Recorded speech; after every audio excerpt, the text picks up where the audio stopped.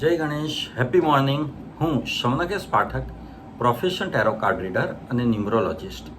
જે કોઈને પણ ફેમિલી, હેલ્થ કે મની રિલેટેડ કંઈ પણ ઇશ્યુઝ હોય તેવું મારી કન્સલ્ટન્સી લઈ શકે છે.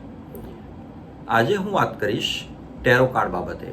તે પહેલાં તમને એક ઓફર આપી દઉં કે જે મારા વ્યુઅર્સ છે તેઓ મારો કોઈ પણ એક વિડીયો 10 વ્યક્તિઓને શેર કરશે અને તે શેર કરેલો સ્ક્રીનશોટ મને વોટ્સએપ કરશે, તો જે તે વ્યુઅરનો કોઈ પણ એક પ્રશ્ન છે તેનો હું જવાબ વોટ્સએપ થ્રુ આપીશ.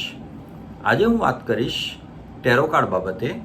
સ્ક્રીન ઉપર આપને જે હું ટેરો કાર્ડ બતાવી રહ્યો છું તે છે અલોનનેસ. એટલે તમારા કોઈ પણ ક્લાયન્ટના કોઈ પ્રશ્નના જવાબમાં જો આ કાર્ડ આવે તો તે શું દર્શાવે છે? હવે અલોનનેસ એટલે કે એકલતા, તે એક પોઝિટિવ આસ્પેક્ટ છે. એટલે હવે એ નેગેટિવ છે કે પોઝિટિવ? એકલતા એ નેગેટિવ પણ હોઈ શકે અને પોઝિટિવ પણ હોઈ શકે. એ જે તે વ્યક્તિ ઉપર છે કે તે વ્યક્તિ તેને કઈ રીતે, કયા સેન્સમાં, કયા રેફરન્સમાં જુએ છે. એટલે કે એ જે તે વ્યક્તિની ચોઇસ અને પોતાની પસંદગી છે. જેમ કે અમુક વ્યક્તિઓને એકલા રહેવાનું, આઇસોલેટેડ રહેવાનું, બરાબર, અને દરેકથી અલિપ્ત રહેવાનું ગમે છે, કે ભાઈ એકલા જ પોતાના સેલિબ્રેશન કરવાના, બધી ખુશીઓ મનાવવાની, બરાબર, અથવા તો એકલા રહીને જ પોતાના જે વિઝન, મિશન અને પોતાના જે ગોલ હોય તેને અચીવ કરવાના, અને કોઈને પણ સાથે લીધા વગર, બરાબર.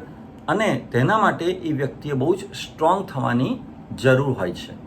તો આ કાર્ડ જે તે વ્યક્તિ કયા આસ્પેક્ટમાં, કયા રેફરન્સમાં લે છે તેની ઉપર છે.